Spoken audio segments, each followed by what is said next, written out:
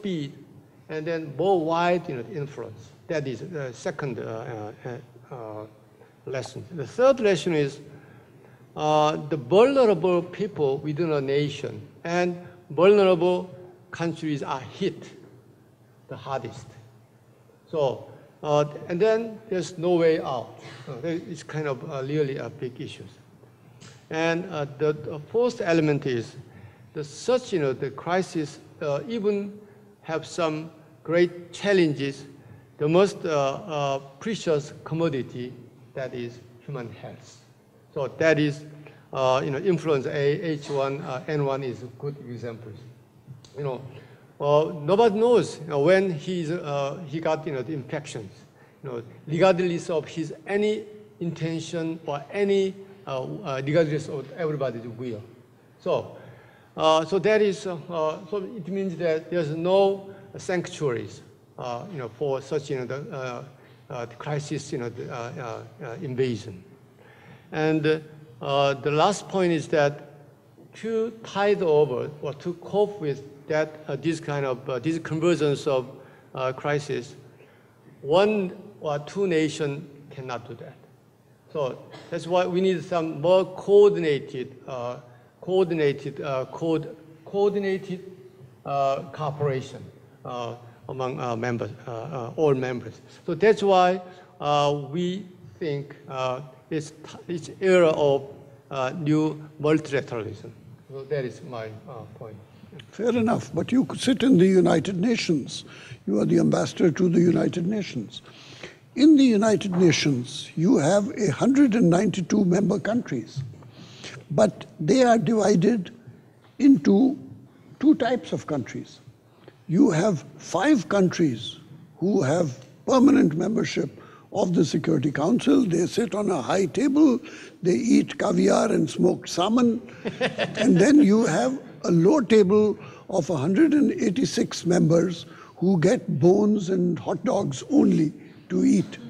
And so there is a great disparity in the UN. In other words, you have a democracy and yet you have an aristocracy. The aristocracy used to be 5 countries. Then it was replaced by a new aristocracy, which was called the G8, the 8 most rich countries of the world. And now that G8 has been replaced by a third aristocracy, which is called the G20. And my question to you, sir, is, do you believe in democracy or not?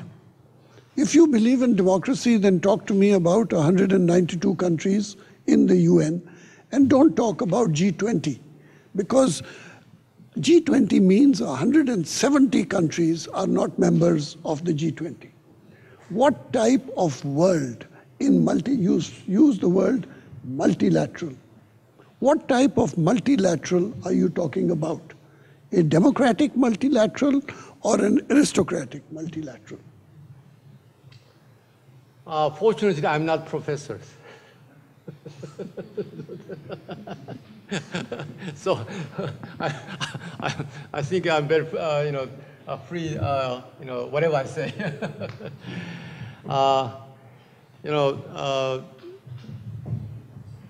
In the United Nations, we have 192 member states. The smallest country has only maybe several dozens, thousands, the population.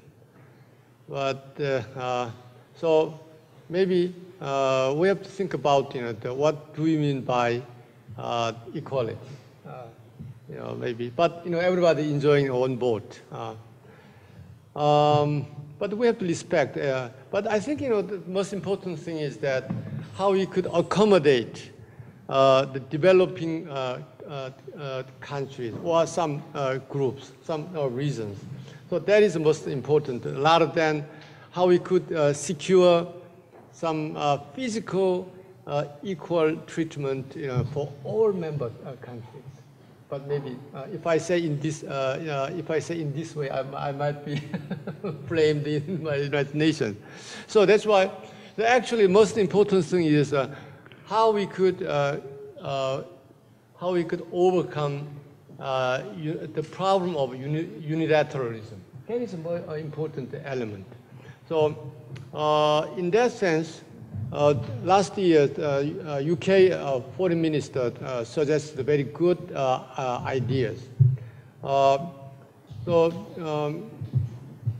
Maybe still, in academic field, it's not easy for us to make some definition. But if I quote what he said, no problem can be solved without the United States, but few can be solved by U.S. alone.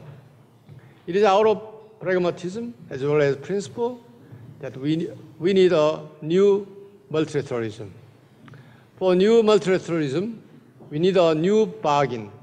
The United States must be prepared to share powers and act in collaboration.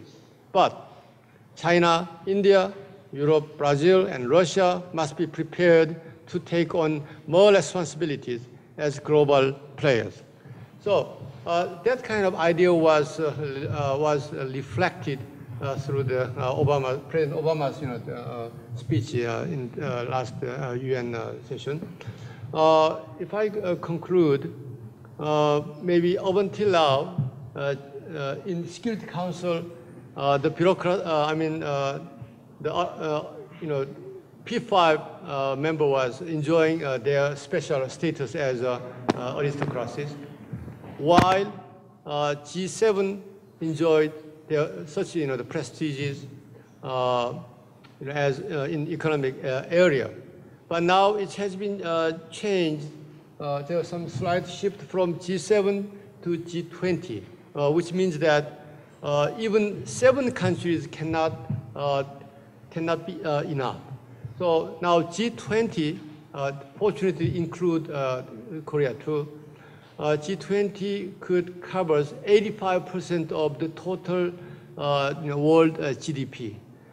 So it's kind of gradual changes in terms of more democratized, the world economy and the world politics. So now we are in the burgeoning stage of the much more coordinated and a much more cooperative way instead of white and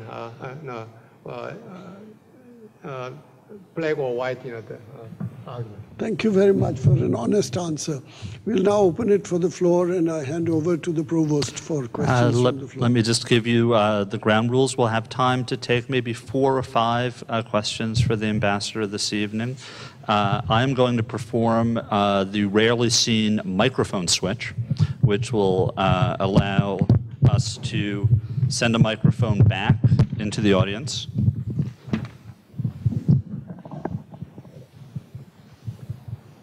What's he trying to do? Liz, we are professionals here. We've done this before. Liz will bring the microphone to you so you can ask the question, and it will be amplified, and everyone will be happy. And may I see some questions? There's the gentleman in the second row. And if you can just identify yourself before. Good evening, Mr. Ambassador. I'm a graduate student from Lehigh University. It's my honor to sit in the second row to hear your speech. My question is, my major is economics, and economists are very good at making assumptions. We have to assume that there are no other Chinese students here. Taiwan is not a part of China. All right. And North Korea is not a part of South Korea. Well, the relationship between Taiwan and the mainland China has improved a lot during the last decades. Do you think that the same thing will happen between South Korea and North Korea? And my second question is, if you come across with the North Korea ambassador in UN, will you shake hands with him? Thank you. Actually, Taiwanese people have Taiwan is